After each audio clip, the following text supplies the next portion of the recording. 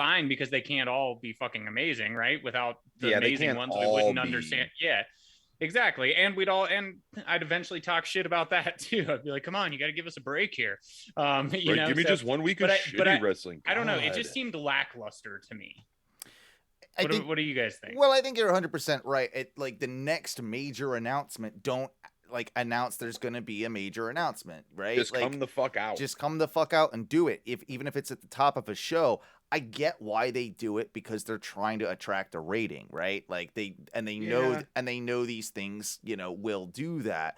And when it, but here's the thing, like with all that as well, from the early days of AEW, I remember there being stories about how Warner Media, TNT, all of that, they didn't want so many surprise debuts. They wanted to basically build it up, capitalize on the the whole like this person's coming to AEW, like do all of that, right? So this is like, if they've already got to do that, which they've done a pretty good job of leveling out with, this is just another thing that you're doing like almost the same technique with. And I wonder if that's kind of why they're doing it. If their hand is being forced a little bit into it, that they might buy the TV networks. If you did have that thought a little bit, but I mean, it could very well be, but Tony Khan has a huge announcement. You know what I mean? Like every single fucking time it's a huge, it's going to be even bigger than the last one. It's just like, well, at some point, man, you can't how many huge announcements are there, just period. And then how many times can you have it sort of like fall a little bit flat before it really falls flat? And the issue is with them right now is they've already topped what any huge announcement can be with Punk. So everything is going to seem slightly underwhelming in comparison to that is my thought process. Yeah. Go ahead. I was going to say it almost becomes, and I mean, AEW is my programming of choice to watch, right? I watched a lot of WWE too. I mean, but the AEW has always been much, but at a certain point, I guess it almost feels like too try hardy, like that sort of thing. Like you, like you guys are saying, you can't just keep having like a huge announcement. And it's like, especially when you just had to do that Battle of the Belts thing, because of the networks it just seems like a lot. And like, they're pushing a lot of stuff. And like, even that Battle of the Belt, like a lot of it didn't seem to matter or make a bunch of sense. It's just kind of like I said, kind of like try hardy, like shoving it down your throat, like because they have I don't know. It doesn't seem as exciting. I would rather just see like good storylines and wrestling, which they've proven they can do. And you're absolutely right. Now, when it comes to like, I wasn't blown away. I was definitely excited to hear the news that and very cool that they even got the I don't know and can't pronounce the current New Japan president's name. Yeah, that guy. That guy. Yeah. But they got that guy to come out, and I do the handshake deal, all of that stuff. Mm-hmm.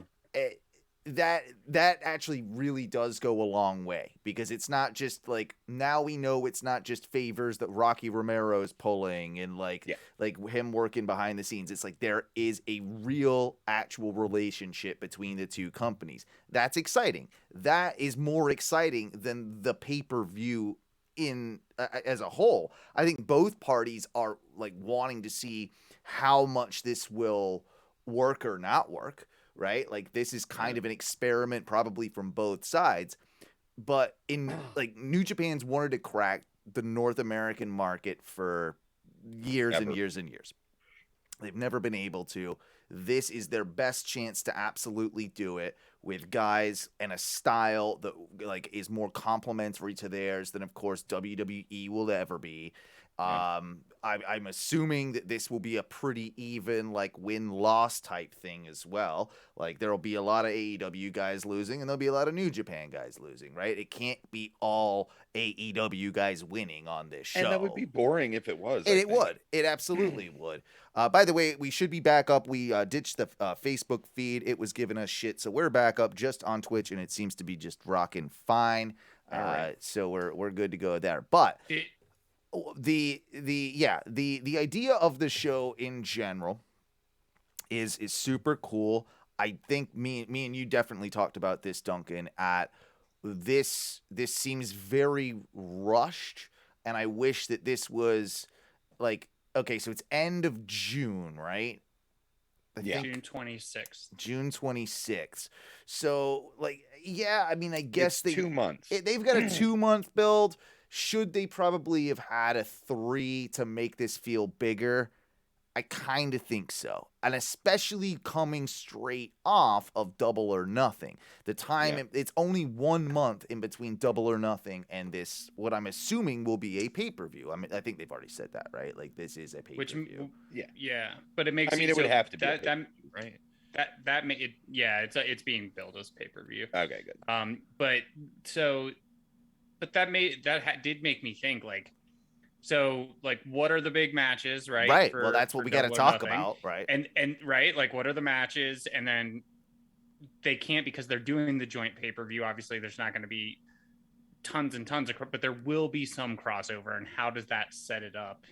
You know, like, something will happen at Double or Nothing. Like, they can't just hold the two completely separate, right? Like, there has to be 1 or 2 storylines that start or kind of flow over from one to the other, that start at Double or Nothing can kind of boil over into the New Japan stuff. And yes, you're absolutely right. That's probably going to happen with the likes of your Bucks and your Bullet Clubs and your Super Elites and Super Bullet, whatever they're doing with that Super Bullet Elite, Super Bullet Elites or whatever we are now. I think that will probably be the case. But I also think that this New Japan show, or, this Forbidden Door show, will be more of a much different feel than Double or Nothing. Double or Nothing will feel probably a lot more like what we've come to know as an AEW pay-per-view, which will which will have some of the comedy elements, which will have some of the like more outrageous sports entertaining type stuff. I think the New Japan show will focus a little more heavy. Like, yes, the storylines will be there, but I think it will focus a little heavier on the wrestling and lean a little bit more into the New Japan style. What do you think? Well, I mean, you say that, but also the New Japan style can be goofy as fuck, too. Oh, yeah. I'm just saying, like, a guy like MJF might not be on that card. Like, I can't. No, he's already said that has no interest in being on that card. Yes. So, like, and why? Why would he be on it? There's nowhere he fits. There's nowhere he fits there. So, like, good. Fuck him. He doesn't need to be on there. But if you give me Colt Cabana and Toriano, then we can do involved together at all. Give me some more Dark Order stuff. Fucking hell. Yeah. Give me some Dark Order shit with Toriano. Well, they were I'm going to be having. They were on BTE today. They were very much like talking about the whole Forbidden Door and like, oh, look at all their stables. We're gonna, we can beat up all their stables and like, yeah, like and then they brought up Suzuki Gun, or Goon, and don't play with fire, boys. Silver's over there, like, yeah.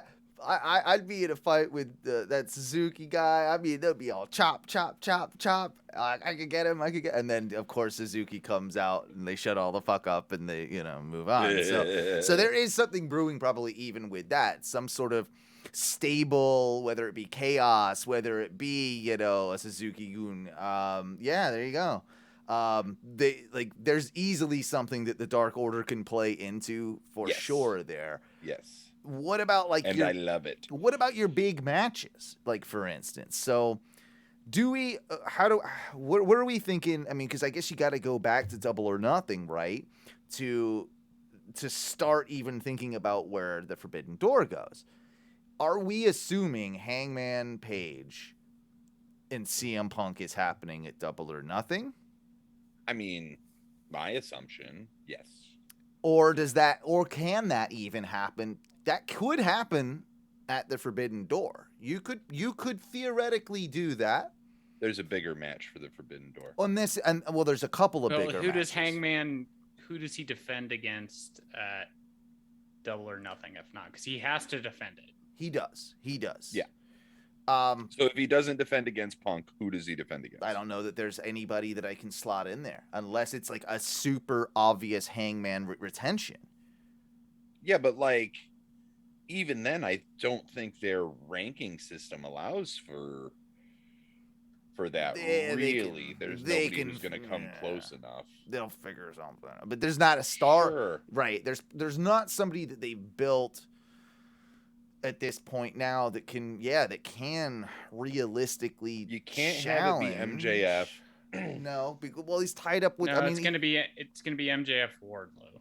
Yeah, it's got to be for Double or Nothing. It's got to be MJF. So, I mean, they laid the foundation for it this past week when Hangman came out as Punk was leaving. They had that little stare down on Dynamite. Yeah, they absolutely did. So is this leading? Do you think this leads towards Punk leaving with the championship to headline that next show for a big match, or is it Hangman retains that championship to be revisited at another time with Punk, and Hangman, because there's built-in stuff for Punk without having to have the championship, but there's also the same you could say with Adam Page. I think Adam Page might retain, and they might do a champion versus champion thing. I would rather have 600 more consecutive days of Roman Reigns than to see fucking Hangman Page retain. I'm fine with him. He is the most boring goddamn champion I have ever seen. I think you're being a little harsh there. I can be. That. Look, this is my subjective opinion. It sure is. I think it fucking sucks. Like I think it's garbage. The chase is better than the catch. Yeah, like we all agree there. I just don't know that I think it's as bad as all that. I think they revisited Adam Cole too soon. That was an issue. But there's been some good matches. I mean, yeah, but he's a shitty champion. I don't care if he's had good matches. They're not championship caliber matches. He's had a couple, but they have not been. He's not a top. I mean, that champion. Daniel Bryan match. One. In my opinion, he's just the Lance Archer match was actually pretty good too. He just hasn't had as many defenses, or it's just there's way too long of a wait without like he doesn't get me like on the mic or anything like that. Like when there's not like constant matches might be the wrong way to say it, but when there's not as many matches as other champions have had like defending it, then that's what I think really slows it down for me. And also I just sometimes I'm like, oh shit, I forgot that title is a thing. Yeah, I think that's definitely the case, that there's been I don't know that it's his work when he like in the ring when he's actually having matches. I can't say that it's that. I will say that yes, his promos now that he is champion are bland, and that there needs to be something to further why I would care about him being champion moving forward. And that's the thing. Like, he is not a bad wrestler. We can't say that. I didn't say he was a bad wrestler. Yeah. That's not the point that I was trying to make at all, and insinuating that would be an insult. But I didn't. What I was saying is that he's a boring champion to me. That's fair. I think it's also it's bit of him, at least for me, because I was saying like his promo, just the way he carries himself.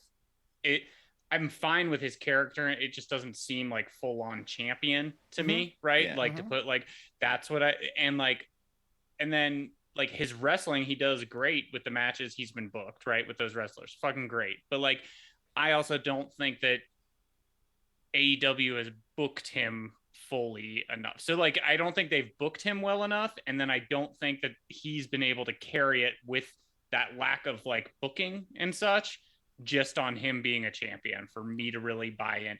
If he wasn't the champion, I would still be saying he's a great wrestler having great matches. I wouldn't care as much. I think the reason I say it, and it maybe comes off as like picking on him, which I'm not, it's just because he's the world champion. That's like the thing. Like if he wasn't the world champion and was just doing this, I'd be like, yeah, his promo stuff, but he's still a really good wrestler, so he'll get into it. Like he's just working, like he's probably working on it, right? It's the whole like that AEW championship just it means something, and like him holding it doesn't mean a lot to me. It's certainly not like the real big face of the company like they've had with their 3 previous champions. It's certainly a like a definite step down from, Jericho, Mox, Omega, right? Like, so those are big shoes to fill in that role. I'm not saying he wasn't ready for it yet, but yeah, you might be right. Like maybe the booking wasn't ready for it yet, or established enough to get him to that level. I think they thought by putting that belt on him, he would get like that. They thought the title would elevate him, when it's, as we know, in really good booking, the wrestler elevates the title, not the other way around. Yeah. And I think that is an issue. I think that is an issue with the strategy as a whole. I think Hangman Page would be an excellent TNT champion. I think that's maybe that was a step that they missed early on with him, for sure. Because he him building, chasing his dreams, getting to that next level, climbing the ladder, rung by rung. If they had a Money in the Bank, he'd literally do that, or like win the brass ring, like he would, would. But instead, it was just immediately, split from Kenny from the tag title scene. Do the whole championship chase. Get the champion. It was rushed. It was rushed. I'm with you. Fuck yeah, we got the title. Okay, now what? Now what do we do? Exactly. Now what do we do? Do we think we've had good matches, but I'm just finding it hard to give a damn about him as the champion. Like that. He could have still had great matches without that title. Correct. With those exact same people, and they still would have been amazing matches. So let me ask you this then. Say, hypothetically, Punk beats Hangman at Double or Nothing.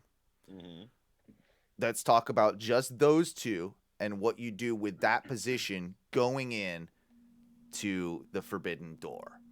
What do we do with Punk as champion of AEW? And what do you do with Hangman? Because I feel like you kind of have to have Hangman on that pay-per-view too. If you're still going to want to elevate him and still want to keep him a star, or do you just keep him off that pay-per-view entirely?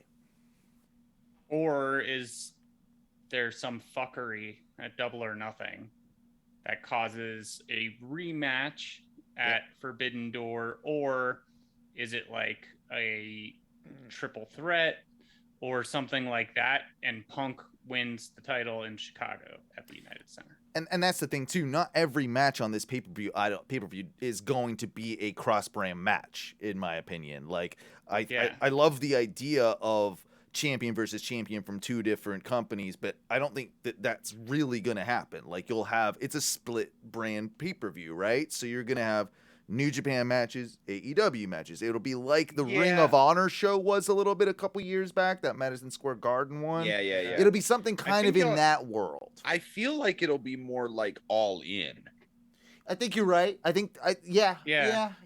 Like I could see Jericho wrestling someone from New Japan. Oh, I can see Jericho. Does he Painmaker?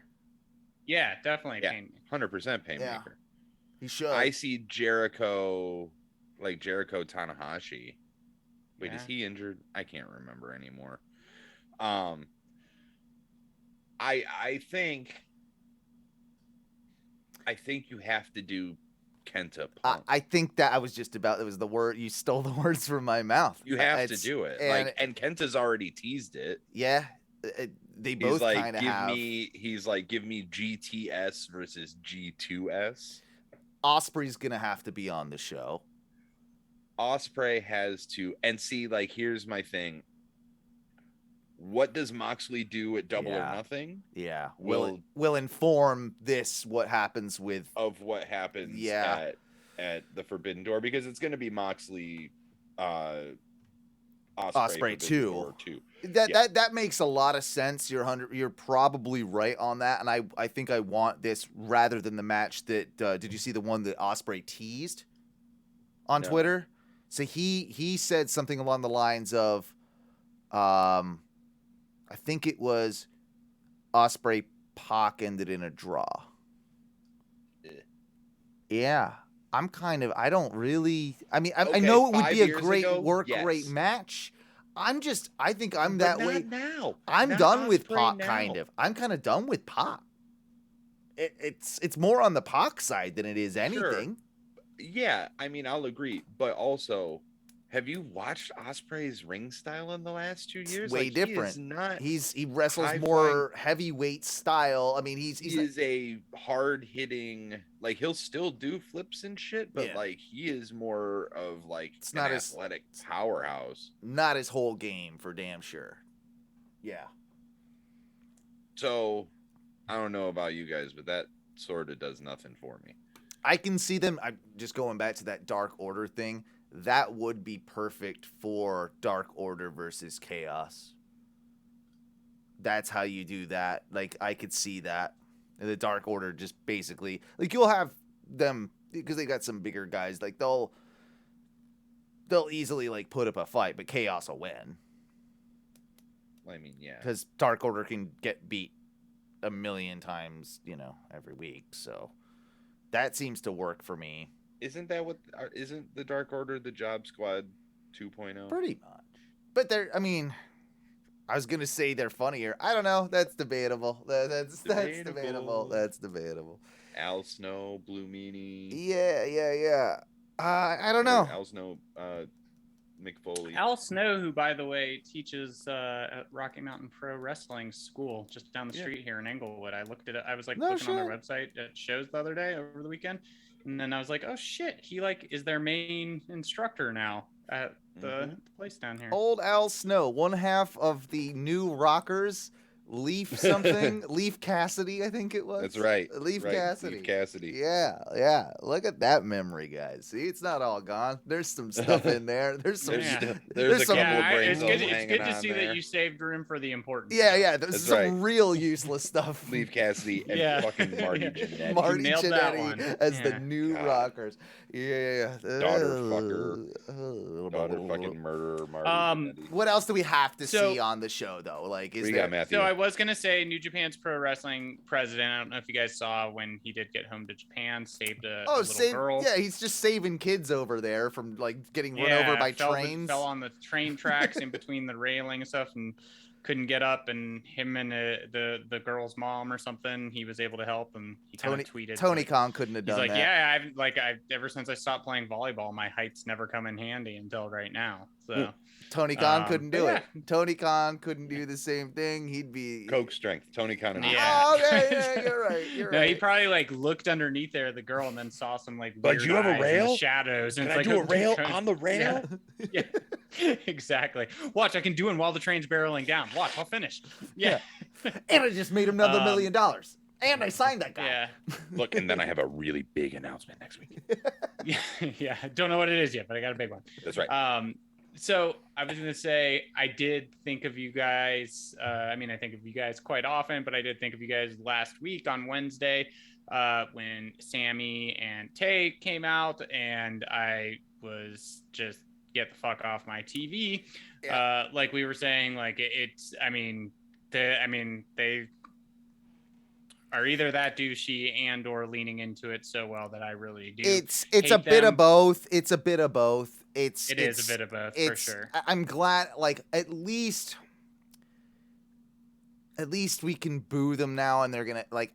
This is the right move. They had to do this. They had to turn. They did. They had to turn. But them. again, Dan Lambert being on the mic, like with Sammy again being Yeah. again showed me. I said it last week that Sammy is like just not that good, especially when you put him up there like right next to someone who can talk on the stick. Well, You're he's like, not that good, and I get so that out of his depth. he is. He absolutely is. And then when you put him against Dan Lambert, who is a heel, he is the heel of heels, and that guy is getting cheered over you, and it's a different. He might be still getting a lot of boos, but they're the right kind of boos than you're getting. Yeah. And that's where it's like really awkward. It's almost, I think we talked about this. Is this like a repeat essentially of, did they just straight up like put Sammy in Cody's place? Because it's almost the same heat Cody was getting as well in Brandy, like when they left. Cody's last match was with Sammy, so maybe he just, gave him that stank on the way out. That's right. Passed it on to him. Stanked it up. Well, he also, at least Cody didn't jizz on his title, What is it? What is it with these wrestlers and fucking coming on title Don't belts? do it. Just stop. Like, at least like with Paige, right? Like that wasn't her jizz. Like those scumbags jizzed on the belt. But why would you jizz on your own belt? Those scumbags jizzed on the belt. It was her belt. It was, but that's what I'm saying. Like she was holding it like this. Yeah. Come on. We've all seen the pictures. I know. I'm not the only one that's seen them. Of course. But like, why would you intentionally, like, that's disrespecting the belt. Like, they did say the same thing about the Shawn Michaels. They did. Belt picture, which, I mean, different times, kind of the same you're classy, thing. Yeah. You've recreated that belt picture. Just saying. Yeah. But yeah, at least they did turn I was going to him say, heel. though, I think that's a match probably for Double or Nothing is Sammy and Tay and Paige Van Sant and either Ethan Page or Scorpio Sky. Right? I'd say Ethan Page. I was going to say Page. They've exhausted Sky, and I think that it's not that, but like that, Sammy split open Ethan Page with a kick. That's true. Yeah, and Scorpio, you're gonna see him go with what's his name from SCU. You can already see that. Yeah, he's gonna go back with Kazarian. Well, no, I think they're gonna go do a one-on-one. Okay. Program. I think from this past week when I saw it, when Kazarian was saying that he wanted to go after the TNT title, and then Scorpio Sky came up and said, like, hey man, like, I love you, like everything, like, and he's like, please, can you just hold off until I get my one more rematch? And then after that, once I win it, you can come after me all you want. Like, we'll have wrestling, but like, you could just see it in Kazarian's eyes. Like when he was walked away, like, I kind of want to beat your ass. I can kind of see them doing like a Cesaro Sheamus thing and have a long kind of back and forth for a while, like a grudge feud, which eventually sort of reunites the two as well. Like I think it all ends with them culminating with the two of them getting back together, and I think the reformation of SCU. I could see that absolutely happening. And maybe just this time without Christopher Daniels, maybe it's just the two of them. I don't know. Or maybe they just bring Daniels they should back make in. Christopher Daniels the special guest referee. They're probably going to do that. They're 100% going to do that. Yeah. They probably will. That's what they should do. Let's move.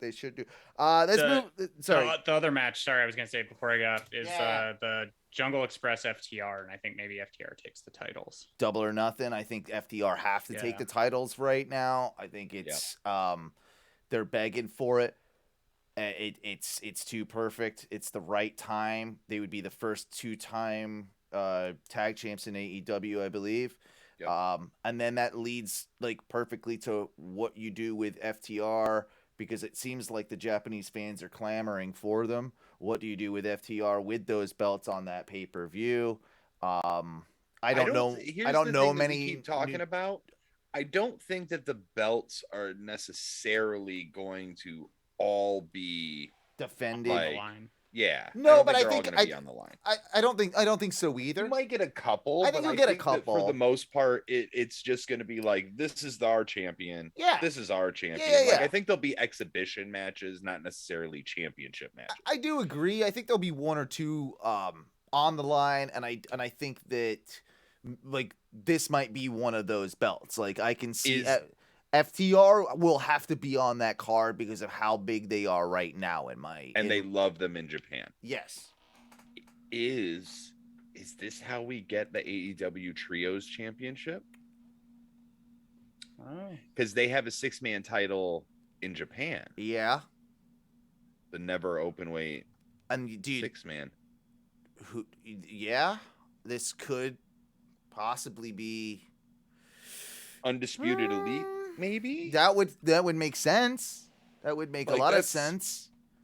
Sort of I don't know who the champions are in New Japan right now, but like I don't follow New Japan that closely. I don't think any of us do. It's hard to right now. Yeah. I mean, New Japan World, it's pretty terrible. Like, it's a pretty hard to I don't navigate. know if they've done a fucking update on that shit since, like, Matthew had a subscription to it. We used to watch it in my like apartment. 5 years ago or whatever, like longer. But yeah.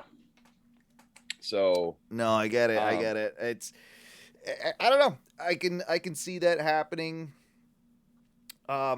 Something kind of interesting that maybe ties into this is the fact that heard some pretty strong rumors that Rey Fenix is set to be back soon. Maybe not by Double or Nothing, but possibly in time for this pay-per-view. I could see a Penta Phoenix Death Triangle thing happening. I can see them doing that. We should not do the Death Triangle anymore. I'm with you. I'm kind of like have all three go their own separate ways at this point. Yeah. If anything, you keep, Rey and Penta together, but I'd be fine with them all doing their own things. Yeah, and I also think that out of those two, while Penta is my favorite of those two, Phoenix is the breakout star. Phoenix is the breakout star. I knew very much about Penta before AEW. Didn't know much about Phoenix. And then that popularity, you could see it shift in the audience. I think Phoenix now is probably the more popular of the two in AEW. Well, I mean, it's also absence, and the Penta Oscuro gimmick is fucking garbage. Yeah, not working. That's what I was gonna say, yeah. Not working at all. It just come on. First of all, get rid of the big prop shovel. And it's Abrahantes, isn't it? I do you take him seriously? He's the lead singer of Ghost, right? I know. If you were doing that with a different character, it'd be kind of awesome and great, but not Penta. Penta is too scary and too violent for that. Abrahantes does not intimidate me in the least bit. No. He's that good, annoying hype man that he was. You know what I mean? It's having knockoff Danhausen manage the Undertaker.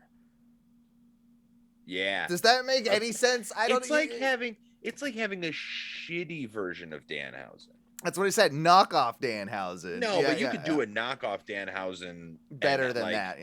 Yeah. Yeah, because any spooky gimmick, but Christ. Let's talk about Danhausen. Let's talk about Danhausen and Hook. So what's exactly been announced here for this? I think it's this Dynamite, right? Yeah, Hook versus Danhausen. It's Hook versus Danhausen. Yep. We've now established, I think, that Hook can speak. I don't. Hook can speak. I love that this is all over his chips. Oh yeah.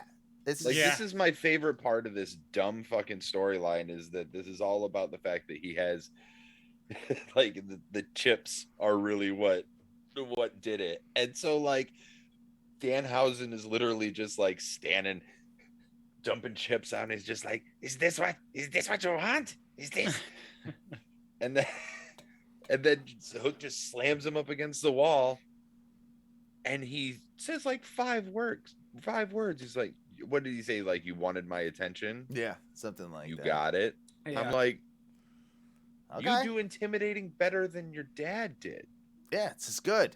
And I don't fuck with the man's chips. What a good way to have him actually speak at first. It Yep. was like the perfect amount, right? And it did lay into that character.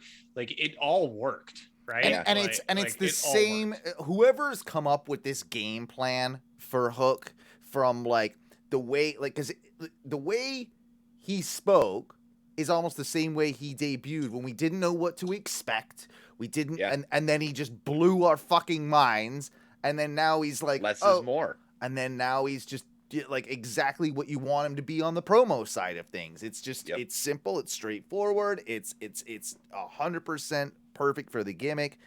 Where do you see this going? I saw somebody online saying Danhausen has to win this match, and Danhausen is unfortunately going to be murdered. Danhausen is definitely going to break his leg again, and something. It won't matter a fucking toss that he does, because he's over as hell for being Danhausen. I think he might. I guess Danhausen has wrestled at least one match I've heard about, maybe two, maybe more.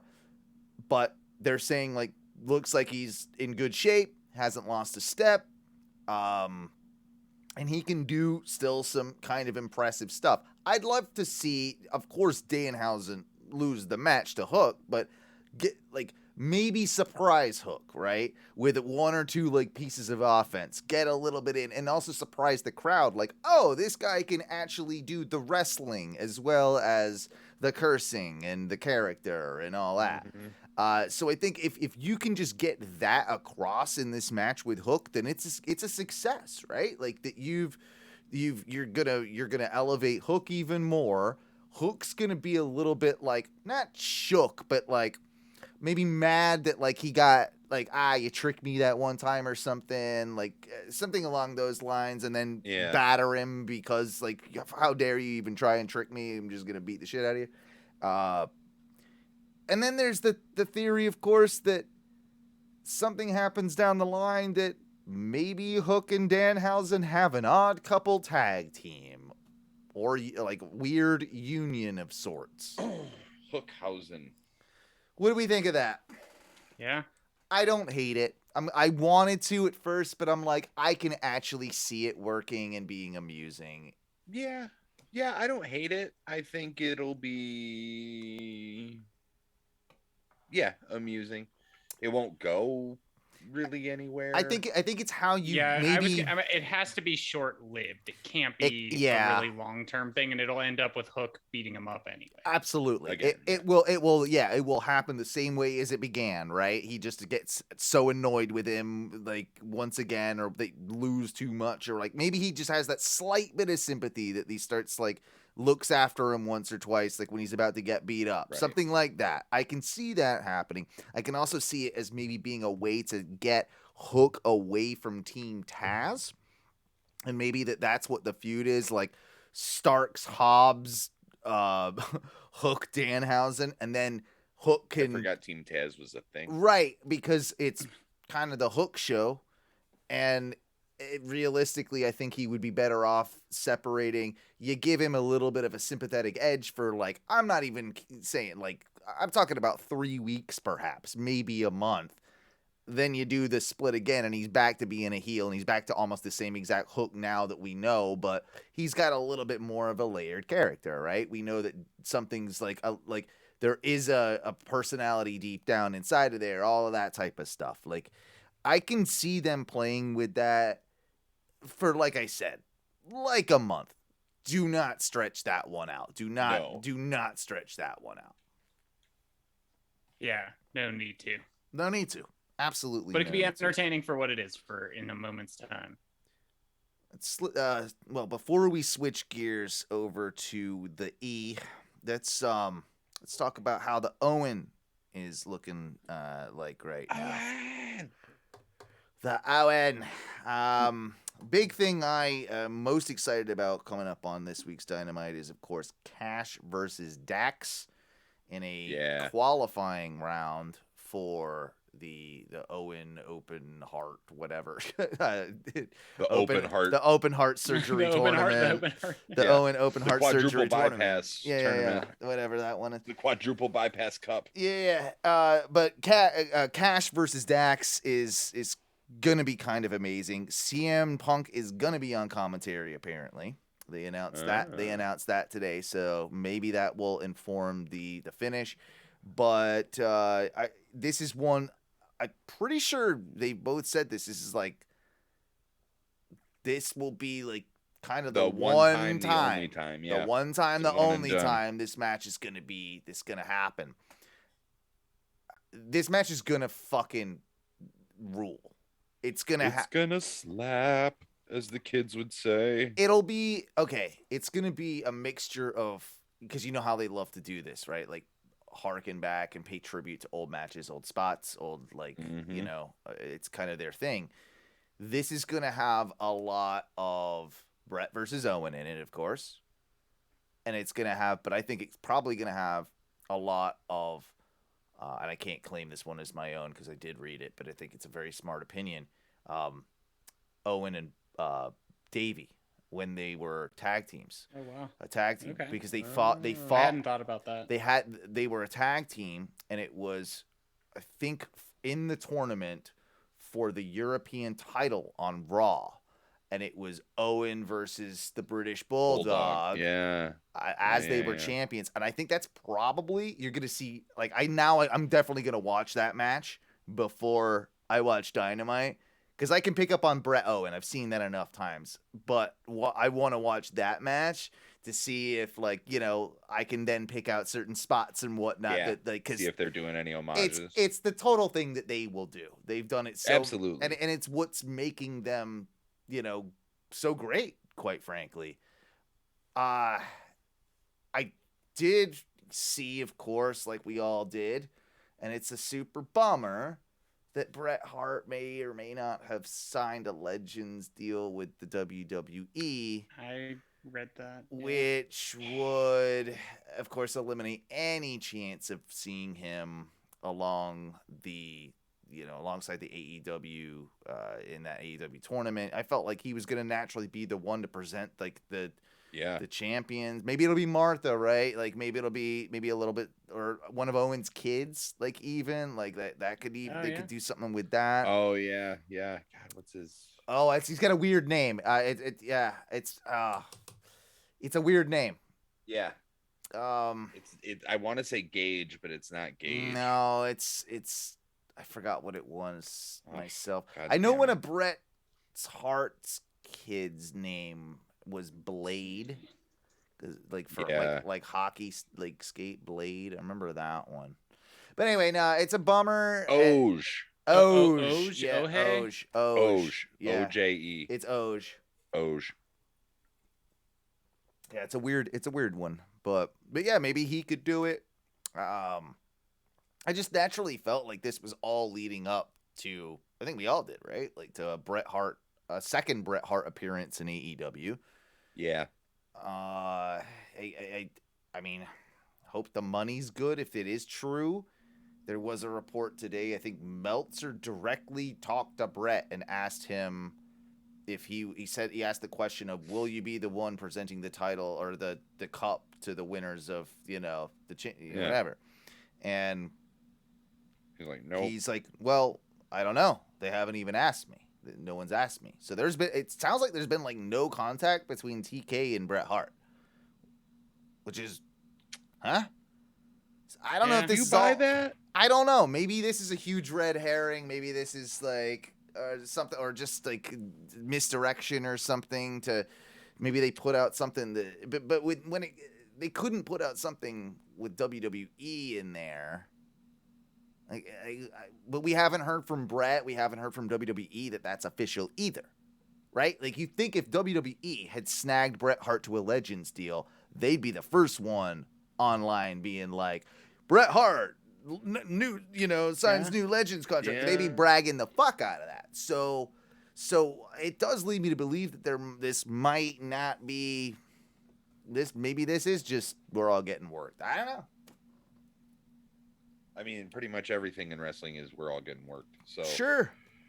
I want to hope that in this particular case that it's not true and that it's all gonna lead no, to... I want to see Bret.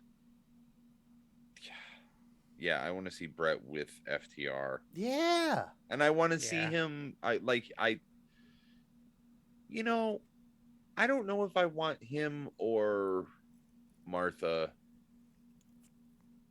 to present the Owen Hart Cup more, because, like, I kind of think that having Bret do it Cheapens Martha's involvement or something. cheapens Owen's legacy a little bit, because it's Yeah, Bret because you're putting overshadowing Owen again. which he did his whole entire career. So yeah, so like let Owen stand on his own, have that be. you know what they'll do? They'll have Bret do the men's and she'll do the women's. Yeah, or they'll have Oj do the men's. Yeah, and Martha, Athena, the daughter, will do the women's. See, there you go. That'd be a nice little nod, I guess. I'm fine with that. With that. Yeah, and then Martha will probably be there for she'll both. be honestly, there. It took her a really long time to even be comfortable with, talking about letting Owen be used in wrestling at all. Yeah.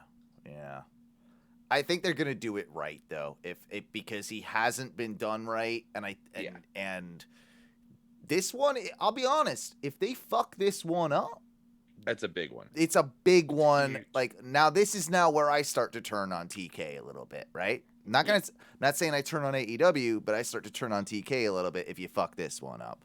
Like, I've given him enough benefit of the doubt, right? And I've given him enough.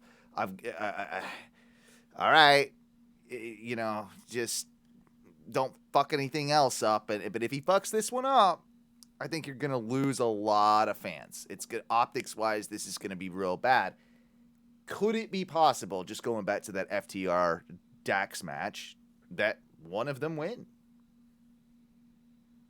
I mean, I think Dax wins.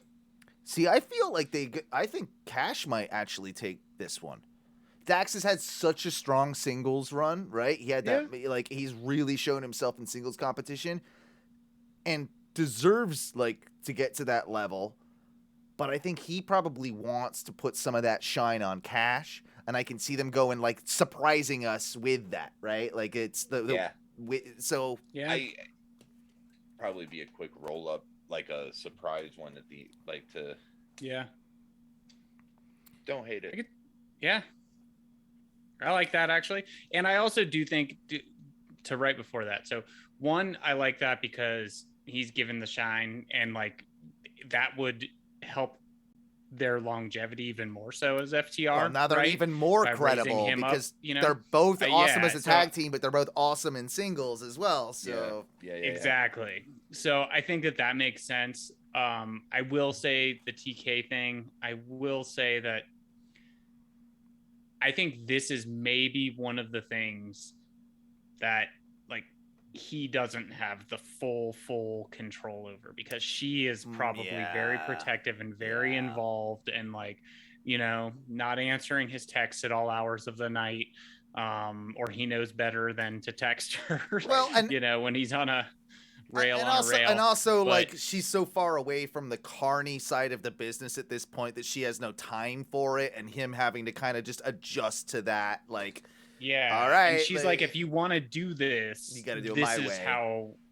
I want to see it done, right? Yeah. And you have a platform. I'm willing to work with you on this, but you do have to do certain things. Yeah, it's a tribute to elevate his legacy, and I think that they're going to do that right. So Cole, we know Cole's in it so far. I feel like there's there's a few names that have qualified. Yeah. There's a few names that have qualified. I feel like Cole is 100% in. We'll obviously know between Dax and Cash, so one of them. I can't remember the other names. I know I'm missing a couple. I think they're fairly big. I can see Cole winning it. That would be a nice way to rebound Cole after kind of a rough start with AEW, but does he need it, especially in being in the storylines with all the elite stuff? Nah, not really. Kyle O'Reilly and Joe. Yeah, okay. Yeah, Kyle O'Reilly and Joe on Dynamite. Is this Joe's to take? No, I don't know that it is. I don't know. I don't feel like this is Joe's. And Cole beat Tomohiro Ishii. Yep. Yeah, I saw And that then- match. I did see that match today. I So didn't then we finish have all of Rampage. Dax and Cash. Kyle O'Reilly could do it. I could see that. I could see all the names like potentially, but I feel like Dax or Cash stand out. Either one of them more than any of them to win it for me. I think it makes the most sense. I Yeah. think you might end up. Yeah. All right. So we don't out know of the who else is in three- it though, too. So well, Samoa Joe, Kyle O'Reilly, and Adam Cole. yeah, but how many people are in it? There's only one more qualifying match, which is Cash and Dax. Oh, Yeah. it's a 4-person tournament. So between Cash and Dax, who would you see? For some reason, I felt like this was going to be an 8-person. Because the women's has 2 more people. Yeah, the women's is 6. Are they going to do this with? This would be kind of cool if they did. Could they do all those matches on Double or Nothing and like a King of the Ring style? I think that's what they're gonna do, and then the finals will be at Double or Nothing. So maybe, yeah. I was just saying because at King of the Ring, you had like the whole night was the tournament, and so you got to see someone compete in multiple matches. I kind of think that would be but cool. that was what the King of the Ring tournament was. The pay-per-view was. I don't think they can do that on the pay-per-view because probably AEW. What I was reading the other day, I haven't fact-checked this, so I'm just going to take what I read off the internet as fact. But they typically have 9 matches on a pay-per-view, not including pre-show. Is typical is what it averages out to be. So if you have that and you've got just like not enough time for tag anything match, else, or you just don't have it. Yeah. You could do. I wish they would do that though. Like moving forward, like if we do this annually, make that a pay-per-view or make that one of these special. Like make it a Saturday night thing. Make it one of the 4 network specials. That would be so. Make cool. it one of those. That'd be cool. Women's side of things, what do we have? Boring. Yeah, I thought so. Yeah, so women's we have Toni Storm defeated the Bunny. Jamie Hayter defeated Sky Blue. Sheeta defeated Julia Hart. Red Velvet defeated Willow Nightingale. Ruby Soho defeated Robin Renegade. I actually saw that match. I read about that match. Did they pulled some twin shit in it, right? And they still didn't win. Yeah. So that's fun. They pulled the twin because the Renegades are twins. They pulled the old swaparoo, I hate it. I hate it. I don't like it very much either. And then terrible. Because if you're gonna do that, you have to have that person win. Like you can't do the. What's the point of the spot? Do twin magic without. Yeah.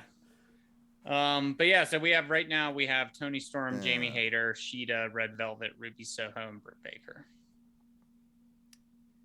Which is weird because then you bring it down to, are you going to do a triple threat for the women's? Yeah. Right? Or maybe they just get, maybe there's just one more. Maybe there is. Qualifying round. They've done a bad job of. It said they were 8-man, 8-women tournaments. So. Yeah, the 8-man, 8-women tournaments are scheduled to kick off on May 11th. So that means that there are more entrants. So there will be at least 2 more women confirmed. And then 4 more dudes. And 4 more dudes. Yeah. So we're not even close, really, to being able to predict that. Of those women's names, though, I kind of like Jamie Hayter in there. Yeah. Like, I kind of like... So, but they're saying Jamie Hayter versus... Toni Storm is already booked as the next match. Yeah. They're doing a very poor job of describing this and bracket. Like, give us just a full bracket. Well, there's no bracket. Just show us the bracket. Just show us a bracket, and then we're done. Like, show me the Carfax. Show me. That's it. That's it. You're absolutely right. I mean, I hope they do it right. I hope they honor Owen's legacy correctly, and I hope.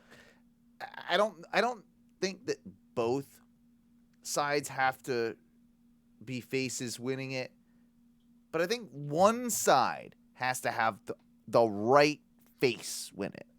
Does that make sense? Like the right baby face. Yeah, and I think that's why I'm leaning so heavy into this FTR thing. It's like you have to have somebody that gets it. Like an FTR are fucking face as fuck now. So you can easily have Cash win that thing or Dax and it have that the right feeling, you know? Like, and then you can have a heel win the women's if you want. Like, that's fine, because Owen was a heel too. But for just the sentimental moment, you need something in there with that, right? And I don't really know that exists on the women's side. So yeah, it's gonna be I think it's gonna be a female that's a heel that wins, and a male that's a face. That's my early prediction. Or yeah, could Britt Baker go face? She should. Yeah, you got to do something with Britt at this point, because what the fuck? She's still awesome. But, she's just like in limbo, you know? She's in limbo. Yeah, exactly. She's in limbo, yeah. But she's still got it. And she definitely is even more entertaining, like this last week, even when she came out. And she's like, yeah, finally. She's like a woman who can talk on the mic, right? It was after the whole Tay Conti Sammy thing. And she came out and kind of gave that jab. And I was like, yep. I was like, you are much more entertaining. Mm-hmm. Damn straight. So let's also talk a little bit about the new thing that I guess Vince has said over there in the WWE. We were talking about, Britt Baker turning face. Well, apparently Vince has put down another decree, a Vince decree. Like, it's when he does this, what do you think? Do you think that, like, the locker room, like, they hear like the thunder crack in the background, like the like there's a new, like, the wild card rules in effect, and like it's like the same sound. He, like, it all of a sudden hits him, and like he just kind of falls over the way, like, when Stone Cold stunned him, he just kind of collapses, like his knees buckle, and you hear, God damn it, God damn it, Seth, get in here, your face. And then over a loudspeaker that goes into the locker rooms, you hear, "There's gonna be in this particular case, he went. I guess he wants more heel and face turns. That is the new decree by Vince McMahon and creative. Is there a joke about the Big Show turning face and heel like a million times? Because come on, I don't think it can be counted. I think the last time someone did, they died because they took too long. Like it's like counting to infinity. Yeah, you can't do it because it happens 3 times in a night sometimes. It happens multiple times in a match. Like, you can't actually figure it out. Like. But I think this goes into kind of, I feel like when Becky starts doing stuff again, because we haven't really seen her since Mania, she's got to be. She apparently came back tonight. Oh, okay. Maybe not. I could have been wrong. Who knows? But she should maybe be face. But, Seth has been a great heel, but, like that also. It's like turning everyone face. Like, you got to turn Roman face, like we've talked about, right? You got to turn a lot of these people like that at the higher level, because I don't think he's just talking about like mid-carders or anything. No. Like, I think he's understanding that the storylines have run dry. Yep. Well, they need more faces because they need more logical challengers for fucking Roman too. Like, it's part of the issue that they've got going on, and you have to turn everybody face to keep Roman heel. Well, they forgot how to build new stars, and more importantly, they forgot how to build new faces. Like, that's the real thing that no one talks about. Is we know about the stars thing, but new, like, faces that are like draws. They like Roman. Here's the weird thing about Roman. Of course, he's a heel by the standards of WWE. But is he when it comes to the amount that he's drawing, and the amount of cheers and like is he? Like, it's sort of debatable, much as Becky Lynch was, right? Right. Heel on paper, is she? All your best characters are sort of villainous. The only, there's not many right now that are true baby faces. Drew McIntyre, who went through that weird stage where he was a heel before, when he was with Shane McMahon, but now Drew's a true. Forgot about that. Drew's a baby face. Who else do we got? Cody. Cody. What's AJ? I think they're turning AJ face, right? Like they're in the process. AJ's face because he's feuding with Edge. Yeah, so AJ's face now. Finn? Well, does he count anymore? They just unfortunately. Finn. Who else is a babyface? It's not. What? Shinsuke? Yeah. I think I read that he's probably not coming back for a few months. He was at the lumberjack match. Not like major, but they're just not going to do anything. Well, that was kind of the it's funny. Well, it's funny you bring that up too, because obviously they were setting something up with Shinsuke and Roman for like a week. Yeah, but I think for like a week exactly. Yeah, they scrapped all of that, and now it seems like Drew is the next competitor, which seems he's not a believable threat to Roman. He isn't. They haven't booked him that way. He isn't, but I think we would have all probably enjoyed, like if Shin would have got a little bit of offense, we would have at least enjoyed like a WrestleMania Backlash match with Shin and Roman. I think that could have worked. And I think that could have been a good match. It could have been. And now, but you say that about him going away for a while. I don't think it's because of injury, because Shin is they're just taking him off TV. Is that what you're saying? Yeah. Which is that's what I read. Which I think is intentional in a lot of ways. Obviously they've like rushed this Drew McIntyre program, or Drew and Roman thing. They're putting that together. It seems awfully quick. I hope we just don't get that throughout the whole summer, because that's going to drain Drew of what any life he's got left as well. Right. I don't know that that's the right move. Although I want Drew to, Drew's not the guy to take out Roman. Let's just be real. Like, Drew is not the guy to take that title off Roman. I don't know who is right now. I keep Randy saying Orton. It's Randy Orton. Yeah, we said it last week. It's Randy fucking Orton. That's it. There's a match at the London show that's advertised, and me and Duncan were like, yeah, that's gonna be good. Shin and Gunther are wrestling on a house show in London. This is this next week. Gunther and Shin will have a good match. Maybe that's a program that they work with. I wouldn't mind seeing that on TV. That's kind of cool. I also hear rumor of WWE trying to set up a show in the near future at Sumo Hall in Japan. And the thought process is that they will be saving Roman versus Shinsuke for that show, because Shinsuke's, of course, still going to be a huge draw in Japan. Roman Reigns. Feed him to Roman. And feed him to Roman at Sumo Hall. But yeah, like, it does actually make sense. Yeah, that's rough. Can't argue the logic. But yeah, I don't know if that has anything to do with that. But Shin Gunther's fine. Like I can see them developing that into a pretty cool program.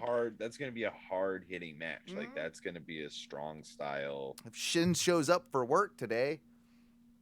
Yeah. Like if he wants to, like, but I feel like or he could just phone it in and go surfing. Could do that too. It could. I don't know. I don't hate it. There's also talk now of a ranking system in WWE. I saw this. So this all comes from a survey that was sent around to, I didn't get it, and I'm a Peacock subscriber, but it went out to people on a mailing list that are either WWE Network or Peacock subscribers or fans of something of WWE.com, whatever. Yeah, I don't know what it is. I didn't get it. I would have happily participated, quite frankly. Right. And they asked a few pertinent questions. Number one was, do you want more content involving backstage kind of information, documentary stuff? To that, I would have clicked yes. I always enjoy that stuff. I do enjoy absolutely. that, right? The next one was, do you want? Are you interested in WWE NFTs? To that one, I would have obviously No. checked the no box. No. The last one God, the last one I've seen of this screenshot of this survey was would you be interested in a WWE wrestler ranking system? Well, we've obviously heard of ranking systems now with AEW and Simpsons did it. Simpsons did it. Simpsons did it. Simpsons did it. It does very much seem biting, right? Dude, it's definitely biting. And they've done shit like this in the past. They've had power rankings. They've had things like that, but they weren't match like win-loss record type stuff. Not like AEW has done it since it started. Right. Would you be into it or not into it if WWE adopted a similar style of ranking system as AEW in the sense of win-loss records matter, but of course, much like AEW of course does, you have to fudge the numbers here or there and get those dark wins or main event wins or house show wins or whatever it is to kind of pump those numbers. Would you be all right with that? Would it be beneficial to the WWE product or would it hurt it? That's what I don't know the answer in my own head. I want to say I would have checked the yes box, but I'm not like 100% with it because it is apples and oranges. What works for AEW might not work for WWE. Does that make sense? Yeah, I don't think you need it because WWE is going to give you whoever they want regardless. Right? Yeah, and so I think why if have you some have sort that, of if you arbitrary... have those power rankings, WWE, I mean, not to say AEW does it all the time because they definitely don't, but WWE has not done a great job in recent years of like long-term booking. So I think it would get much more finicky with them where there would be like, oh, that just changed randomly again. And obviously AEW, like you said, everyone has to fudge the numbers. I just don't think WWE is as committed like when it comes to something like that. And now and it makes me think immediately when I hear that or read that or whatever, it makes me think of like when they went to SmackDown. They're like, we're going to shoot the entrances differently and we're going to show their rankings on the side. Yeah. That didn't last very fucking long. No, It was like 3 weeks. Keep that shit up. It was like 3 weeks. I'm not even kidding. Yeah, it was. They couldn't even keep that shit up. Like they were going to shoot it a different way and make it a full-on different experience, which it was going to be more sports orientated and get you deeper into the action and have a different feel. Like, treat it almost like a fighter wrestling or fighter entering the fucking octagon or whatever. You know, like the way that like. But it didn't stick, and I want to know what their reasoning is. We can only speculate. Like, I don't know if it was them. I don't know if people didn't like it. I don't know it. You know what I'm saying? Like, yeah. This feels like to me, with them asking about like the WWE ranking system. Hey guys, do you want input in our product? And like we all want to say yes, but all that will happen is much like the last time where they came out and blamed Baron Corbin.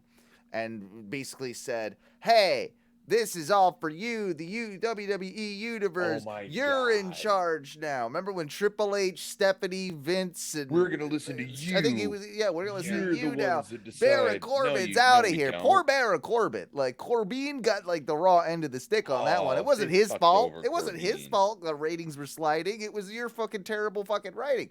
Poor Barone. So all it does is it feels like the same thing again. It's like, hey, do you guys want to have more input? Well, guess what? Fuck you. Like, because that last Well, yeah, thing... no, they're like, fill out these cards. Yeah. Put them in the fucking comment box. Sure. Cool. Yeah, we'll read them. Either that or like because it's like, asking the questions, and from what I'm reading here, it's like it ranges from like not interested to extremely interested is the scale. And like, would you be interested in this? Are you interested in a ranking system, behind the scenes workings? Interested in NFTs, right? Then they should say, when you flip the card over, it should just say, it doesn't matter what you think. It doesn't matter what this card says. Yeah, exactly. I mean, because that's NFTs. It's really the case. It's exactly like that, and it happens time and time again with these guys. It's fucking today. Eh. It's like in Harold and Kumar. It's just like, on a scale of 1 to 10, 1 being not so extreme, 10 being extremely extreme, I'm gonna have to rank it at 9.5. What? Yeah. But remember back in this had to be early 2000s, mid 2000s, like maybe when they did it was when they were trying to get WWE.com, that whole social media thing they were doing going. Bite this. Was it? Yeah, whatever they were doing then. Yeah. And they used to have a vote thing for who should wrestle who, like, and they would take polls on the website as to who should like. You remember that, right? Like this was at the and then they did like the Cyber Sundays. That's more what I'm thinking. The Cyber Sunday thing was that a pay-per-view that they did, and everybody could vote on what matches would actually take place. Yes. I mean, and how much did they cook those and just put the people they wanted anyway into the matches? And yeah. I don't know. Is it smart for them to at least make audiences feel like they're involved? Yeah, I once in a while. Once in a while, but I think that sort of like the facade of that's worn off a long time ago. Like you're gonna do whatever you're gonna want to do. So yeah, I think if you have like fan vote on this this match stipulation, I'd like that. Like, that'd be cool. Like a text voting, like we open it at the beginning of the night, and then at the end of the night, this is what it's gonna be, right? Do something like that. I could see AEW doing something like that and doing that right. They haven't. I'm surprised they haven't too. I'm surprised they haven't done it. Like everybody has a goddamn smartphone. Nobody gets charged for text messages but there's a lot of bots, guys. Oh, I like how he doubled down on the bots this week too. Tony Khan doubled down on the bots. He was just like, "No, all you guys think I'm crazy. There's bots out there. I'm gonna prove it one of these days." Like he doubled. It. Yeah, he's like, first of all, I need each one of you to just sniff this key that I'm holding. Right, and then it's we're gonna talk about the bots. It's a magic key. It opens forbidden doors. Clearly, that's what it does. Forbidden doors. Yeah. But for some reason, this key only gets used in bathrooms. Oh, one funny thing that we should mention is that before we started recording, Matthew was saying that like this morning today, you just woke up, you can't get it out of your head. It's the Cody song. Dude, 5:13 a.m. I woke up fucking like way before my alarm. I fucking woke up and I could not go back to sleep. And fucking first thing in my head, it was like adrenaline in my soul. It's literally like, just Cody whispering in your ears. There's always been more than one royal family in professional wrestling. And you're just like, and then I thought, well, I don't know. Maybe I saw Deuce had posted something. I was gonna. That's kind of what was leading me into that, honestly. I did that, and then I watched that again to see if I could get it out of my head, and then I think it was even more in my head. Then I was at the office, and there was only one other person there, good sister Kim, and we were doing some work, and I was like, "Hey, I gotta stop my screen. I had my fucking Excel up, was doing shit on there. We were working, and I was like, "Yeah, I gotta stop." I was like, "This song has been in my head since fucking this morning."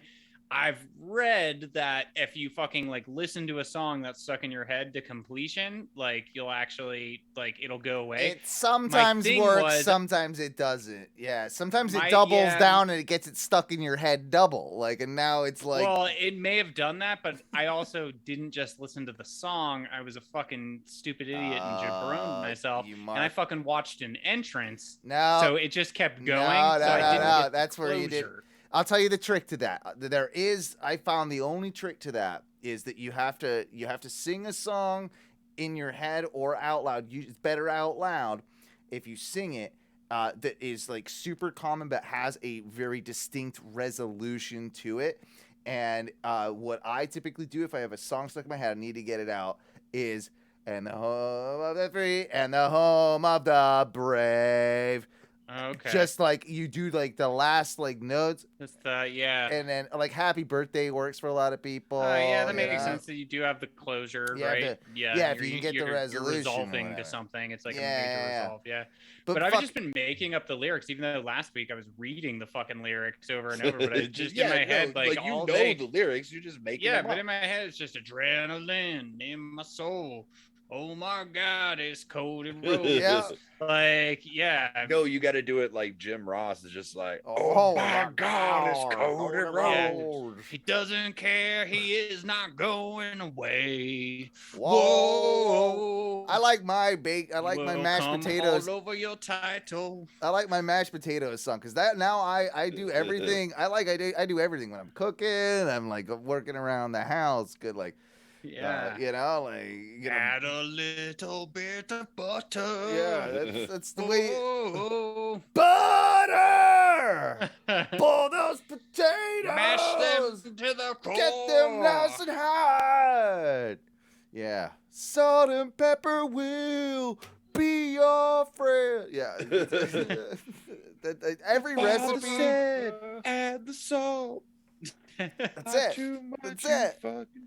No, so Jabroni Kyle Duncan, he posted a meme on our Facebook group, and he was all like, "Yo, I found the perfect meme for Ohno wrestling and whatnot," and it was one of those like, what people think I'm listening to, what I'm actually listening to, and he was doing the actually listening to was Cody Rhodes, and I'm like, no. Clearly, we all know it's Sexy Boy. Well, and it's Christian Bale in American Psycho with headphones in, like walking through the office. I said it was actually Judas. Like Judas, me and Duncan are gonna be listening to Judas more than we're gonna be listening to Cody Stone Cold Rhodes. theme, glass breaks, and oh, that's fair too. We know what mine is. Which one's yours? Oh yeah, I know. It's got horns. Oh. But that does bring us to some Facebook questions we're gonna get into real quick here. Oh, look at that! Just an hour ago in the group, Veer looks like Kumar ate Harold, then hit the gym. All right, thank you for that one, person that did that. Love it. Let's see what we got. Let's see what we got here. All comments. All right, Jordan wanted to talk about AEW versus New Japan matchups you'd like to see, and 20 years of Randy Orton. Yeah, we didn't really talk too much about Orton. We talked a lot about the AEW New Japan thing, but 20 years of Orton, congrats to him. He's the coolest he's ever been. Like I said, wouldn't argue at all if he was the one to take the title off of Roman. I love that he's rocking like a porno stash too. Yeah, absolutely. Yeah. Right. He did a follow-up with this, and he said, a podcast I listened to. Why you listen to other podcasts than mine, bitch? Yeah, what's up with that? Yeah, what's up with that? Randy had an idea for WrestleMania 40. So that's 2 WrestleManias away. Yeah, so we got to do LA first. Yeah, but he says Cody Rhodes versus Cody Rhodes' ego. Yeah. Currently, Orton is 2 reigns behind Cena to be tied with Ric Flair's record. This guy, I guess, proposed having Orton win the title 2 more times before then. Then when Mania 40 comes along, create a storyline reasoning for the title to become vacant and have Orton versus Cena to see who will finally surpass Flair's 16 world titles. He says it's been a while since we've seen Orton and Cena, and I think they would probably over-deliver given the stakes. Your thoughts? There aren't many big WWE matches that can do anymore. He's not wrong. Orton Yeah. Cena, Orton Cena 28 or whatever what it would be. I mean, sure. I like that. I think it would be cool if no matter what the Flair stakes are on the line. I like that idea as a selling point. I can't knock that. That's actually pretty cool. Getting there is going to be a little tough, especially with the Roman stuff. But yeah, everybody loves him in Riddle. Like it seems like he's having a great time, and every interview he's like nice and like actually like look at this. It's so weird. He feels like a different person. Yeah, it's like, Riddle. It's this Randy Orton. It's Riddle got him the good. Riddle got him the good. Or weed. Good. Maybe he's on weed. Yeah, again. that's what it is. I think he's on weed again. Yeah. Well, did you guys hear about that? Apparently, no, of course they heard about that. Yeah. Walk us through it, Duncan. You know about it. Well, yeah. I mean, apparently there is a certain backstage, not really backstage, but out of work activity. Yeah. That the WWE is no longer testing for, which is so long overdue. Because they used to be called, wasn't it the Van Dam tax or something? You'd have to just pay. Oh, he was one of them for sure. Like, God. They wouldn't fire you, but if you popped for it, you're like, well, you get fined. Yeah, X-Pac used to have to pay that shit all the time too. A couple $1,000 every few months or something like that. Yeah, depending, So, but yeah, they're not my paycheck. Take it pre-tax. Yeah, no shit. Like they're not testing for weed anymore, which is good because if somebody wants to smoke a joint, it's not a performance enhancing substance. And it's not going to kill you. So, I mean, you might think you're going to die if you smash too big of a dab, but yeah, you'll be okay. Don't be scared. Thoughts on Randy versus Cody? Rody. Thoughts on Rody. Thoughts on Rody. The Rody Shody. I mean, I think it'd be a good match. As much as fucking Cody still annoyed me. He's still a great fucking wrestler. There's a feud there, and they will do it. It seems extremely logical that at some point they had some sort of a thing tonight. Did they? Been trying to keep up with saw Raw, like so they were doing a 20 years of Randy celebration, and they brought out Cody, and then Seth was out. Like I don't know, there's a bunch of, and then Ezekiel was out. And Kevin Owens. They might be sowing seeds for something down the line. I think they were just throwing a bunch of shit at the wall in the opening segment. When he came out, Riddle was in the center of the ring when it started. And they were all around the ring. Everyone was standing around the ring. And then they brought Riddle out. Or not Riddle, they brought Orton out. He came out and he was in the middle of the ring with Riddle for a while. And fucking, dude, I was like watching it I was like, damn, this is going on for a long time. Interesting. I have to go back. Randy was talking. Yeah, we'll have to check that out when the show's finished. Of course, Deuce, what are your thoughts on the Forbidden Door pay-per-view? We talked about that. Where do you think the Good Brothers may be going next when their contracts run out? That is an interesting question because they pretty much announced that's in the next couple of months. Do we see them re-signing with Impact? Do we see them going to AEW? Do we see them going anywhere else? Honestly, I think they're just going to re-sign with Impact. I think it's more boring than that. I think they're just going to re-sign with Impact. They wouldn't be announcing their contract like this, like if they weren't just going to probably re-sign with, unless they got a real big money offer from somewhere else. Or they're announcing it so that they can try and shop it around a little bit, and then that's more my thinking. Yeah, because honestly, like, what are they doing in Impact? And Impact's going to run out of money, and they're not going to be able to continue to afford to pay them those, like, the high dollar, because that they were paying them crazy good money. Yeah. So they're not going to be able to continue to afford that forever. So, and their draw is going to be wearing off soon. Now it pretty much already has, right? Like what they could ever bring to Impact is kind of done. If they're not going to re-sign with Impact, maybe at a lesser rate, I can see them doing one more New Japan run. Yeah, I can see that happening. Well, especially with this show coming up, like that's a way to fit it all in. hell yeah, Ring of Honor's not even a bad shout. But to be signed to Ring of Honor, you're just signed Sure. to AEW, right? Like that. Sure, Like, but you are. still. But yeah, I don't mind either of those. Then last question from the chat. Is Mox starting to show signs of slowing down now that he's tagging? No, fuck you. Not at all. Go watch that Osprey match. That's all I need to say about that. Yeah. It's Yeah. No. Also, does he need to continue running at full throttle? No. He does. He's earned that spot now. Like here. Right. He's still having intense ass matches. He doesn't need to have full on sprints anymore. I still contend that you can have Mox. I really do think Mox will be the first 2-time AEW champion. Yeah, I can see that. And I can, if they don't go this Punk route, I can actually see them going with Mox again. Yeah. I can actually see even a Punk Mox feud. Because MJF's a little too goddamn obvious right off the bat. Yeah. And I can see Mox beating Punk. And then I can see MJF and Mox in a feud. So, I don't know. There's a lot of different ways to go there, but do I think that Mox is slowing down because he's in the Blackpool Combat Club and tagging? No, I don't. He's aggressive as hell still in the ring. He's taking... You're just not getting full-on Mox matches because he's sharing the ring. And Right. good for him. He still goes out there to GCW every 3 weeks on his weekends and stuff and throws himself through barbed wire and tables. So Right. I don't know.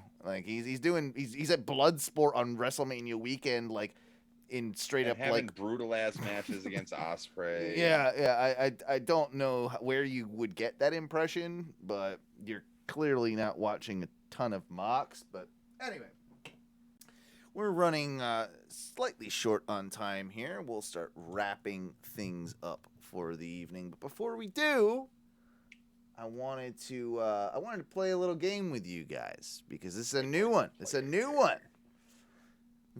We all know the Hall of Fame game. And We do. and we're running out of those because there's only so many years, right? So I figured we'll spread those out. So I had to find a new game. I had to find something else to kind of slit into this. All right. I said slit. All right. So what this is gonna be is I haven't figured out exactly how I'm gonna do this, but you're gonna get a point. All right. So there's both of you, right? There's 5. I've got the top 5 wrestlers of each year since 2000, according to the Wrestling Observer Awards. Cody Rhodes, and Cody Rhodes. Got it. Kind of like the best rappers of all time. Dylon. So I'm gonna give you a year, and you get points, and we'll do a few of these. We'll do a few of these tonight, just to kind of get it going here. It's a good game. All right, so we're gonna start with the year 2000. And so this is the number 1 wrestler according to. Well, you'll get 2 points for the number 1 wrestler if you get the number 1 wrestler first. And this is kind of this is a buzzer situation, right? This is not a back and forth, so you're gonna have to fight against each other to see who's quickest here. You're gonna have to say your name not even say your name, just who there's 5 people on this list, right? You get 2 points for the number 1, you get 1 point for everybody else that's on the top 5. But if you get the number 1, you get the 2 points. All right. So does that make sense? Yeah. Yeah. Yep. So we're going with the year So 2. you're gonna say 1 year, top 5. Yep, and it's the top 5 wrestlers who was on the list, and you can shout out as many as you want, but I'll tell you when you've got them. But if you get the number 1, that's an extra 2 points. So it's the year 2000, and we begin now. Jon Snow. The Stone Cold. The Rock. The Rock, number 3. Triple H. 1 point. Triple H, number 1. 2 points. Oh. Kurt Angle. Kurt Angle, number 5. 1 point. Brock Lesnar. No, too early. Eddie Guerrero. Nope. Two left. Two left. We got spots. Goldberg. We got spots number 2 and 4. Jeff Jarrett. Nope. Mick Foley. Undertaker. All good guesses. Godfather. Val Venus. Rob Van Dam. Val Venus on your top 5. Like weed guys. I don't know. God, the year 2000. Fuck. Rey Mysterio. All good guesses. All good guesses there. Damn it. Why am I like blanking on wrestlers from Seriously. It's tough. This Randy is tough. Orton.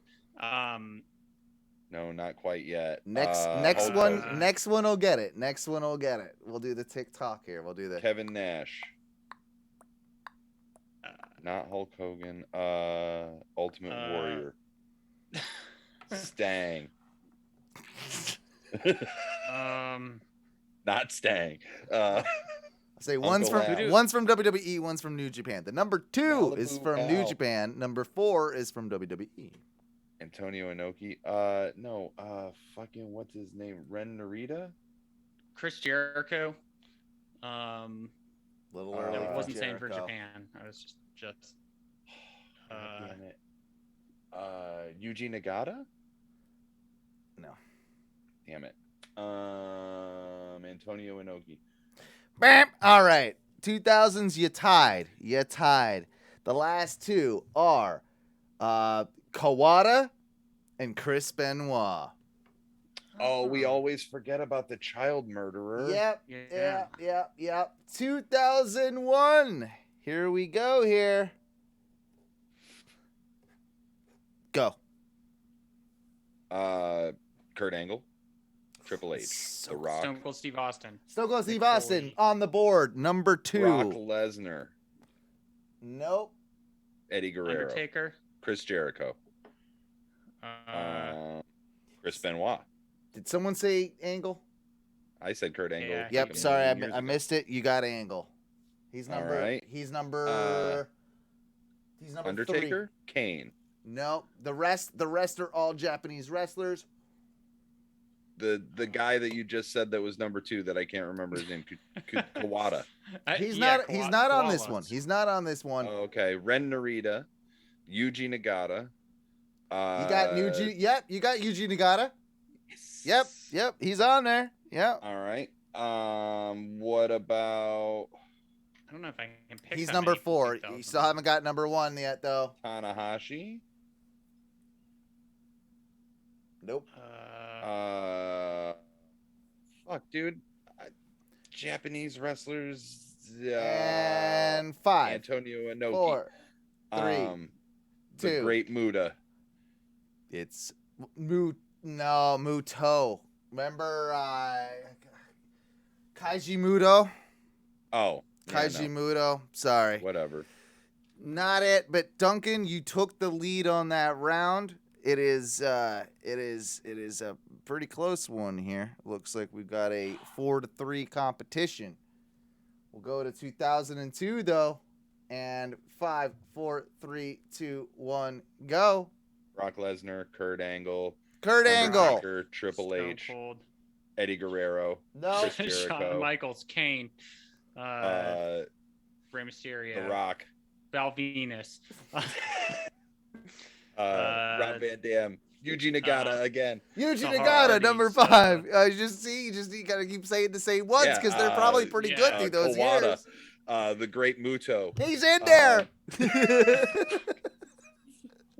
And Duncan figured out this formula for the game.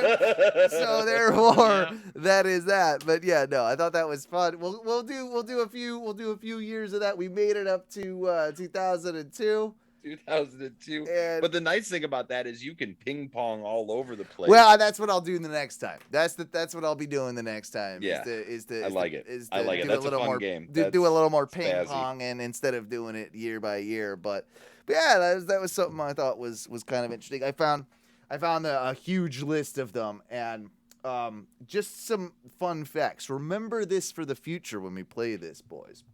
So Hiroshi Tanahashi and Kazuchika Okada are with the most appearances at 8.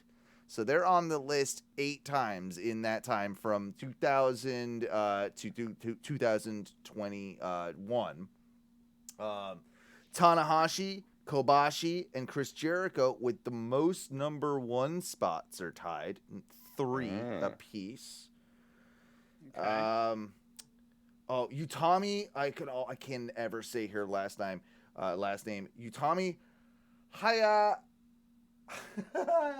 Utami Hayashishida and Becky Lynch are the only 2 women to finish in the top 5 in the 21st century. Okada with the most appearances in a row, 8 times, 2012 to 2019. That one is fucking impressive right there. That's really top impressive. 5 for Jesus Christ. So that's those staggering statistics, and you'll get more of them as we move forward. I tell you what, man, as you see some of like the mid sort of like 2000s, it starts getting really interesting because like you start like, oh wow, he was and like then you start remembering like why they were and like, all those things. Like for instance, like who is number 1 like Triple H in 2000, right? Yeah. Like that was that year. That was that year with so back when he actually was having really good matches. and then for The Rock to be number 3 that same year in 2000. Yeah. Like he was on the rise but wasn't but wasn't there yet. So super, super interesting.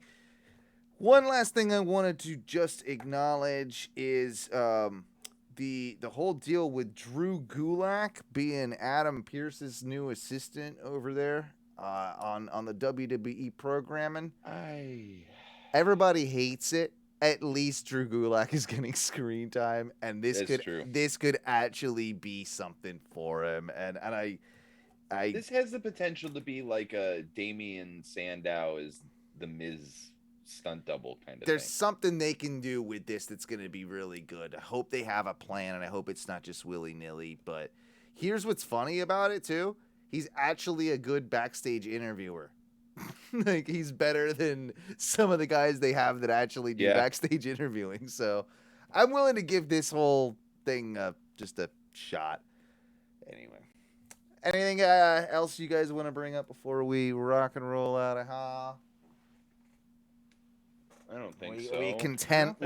Are we content with our wrestling discussion for the week? Oh, Asuka and Mustafa Ali apparently are going to be coming back like pretty soon. Yeah, like Mustafa Ali, they said like maybe tonight, and then Asuka is pretty, eminent. Who do you just real quick? Who do you throw? Where do you throw each one? Where do you go with Asuka? Is it Becky? I guess. Yeah. I'm all right with that, too. Keeps Becky away from the belt, gives the women's division something interesting. So yes, Mustafa Ali did come back tonight. Oh, did he already? Yeah. What did they do with him? He had a. Okay, before you say what they did with him, can we say what we would have liked to have happen? Sure. It's a 2-parter. Well, I can tell you that. I mean, I'm sure if they're smart by any means, he hacked Raw. Oh yeah. Hacker and then threw Molotov cocktails at Veer. Okay, I was gonna say, it's either they're doing something with him and Veer, or he's one of LA Knight's new sexy boys. That's one of his models that's going to be coming out here soon. Like that could be good. Or what about we throw him in with the Blue Brood? The Blue Brood? Yeah, the Blue Brood. The Blued? I'm okay with that. All right. Well, you're wrong a bunch. Okay. I would think. Were any of ours better than what they did? What did they do, Duncan? Or what does it seem like they're doing? Well, first we had he had, I guess, a confrontation with The Miz. Okay. Shocking. And then got his fucking clock cleaned by Ciampa. Okay. So I don't know where we're going with this. I'm literally just looking at Instagram posts on WWE. Ciampa Ali's really good on paper, though. Yeah, it could be a good one. And quite frankly, Miz and Ali could work. Yeah. Yeah, I'd rather see Ciampa though. Oh yeah, as match quality, but it would elevate him more if he was in a feud with the Miz. Yeah. It won't be. It'll be with Ciampa. Yeah. Yeah. Yeah, I was gonna say he's gonna have to be really good on the mic with the Miz there. He can be though. He can be. He That's can the be. thing. He definitely can be, but that's what I'm saying with the Miz there. Because the Miz really good on the mic. What if they team him with the Miz? I don't even hate that. Doesn't really work being teamed up with people. What are you talking about? I mean, he's done that half his career. And it sucked most every time. Like, it hasn't really, like, okay. No, I disagree with that statement. When was the only good one? Sandow and Sandow. That was it. Like, that was the good one. And when was the last time he was teamed up with somebody? Morrison? That he was teamed up with before, like, 10 years prior? Yeah. They were doing pretty well with what they were given, though, with that whole thing. So yeah, they did as good as they could. They did as good as they could. Dripstick. Hey, don't you talk about that? That's not okay. That's my private issues. You don't bring that up. That's my private. That's my private. Dripstick all over the. That's my private issues. Anyway. Dripstick on the studio, guys. Thank you, everybody. Dripstick. Thank you, everybody. Oh shit! What happened? Where's this last Asuka breaking news? Came back too. Oh, she did. Becky Lynch came back, and then Asuka came back. And it's gonna be Asuka Becky. There we go. So we sort of thought that one through pretty decently. Yeah. Cool. Well, at least there's something interesting. At least they're shaking things up a little bit. There's something decent going on.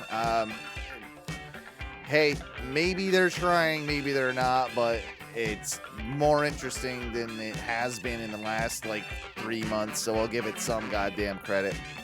Anyway, boys, it's been a lot of fun hanging out with you tonight.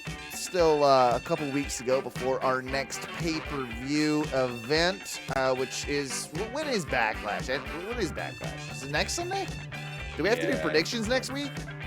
I think we do, don't we? I think so. Should we have just done them tonight? God damn it! We probably should have. No. It's not that soon. Okay. Cody Rhodes. Anyway, we thank you for listening to the Ohno Wrestling Podcast. Check us out on twitch.tv/ONRS Live. Make sure to subscribe to that. Make sure to check out our Facebook. That's facebook.com/groups/Ohno Wrestling. If you ever want to leave us a voicemail, it's 321. Wait, no, that's the wrong number. It's 407-906-6466. Yeah, you can do that one. You can find all this information over at ohnomedia.com. It's pretty easy. Duncan, Matthew, what do we say when we get out of here? In honor of the old Stanger. Woo! It's the same woo. I don't care what anybody says. Dang.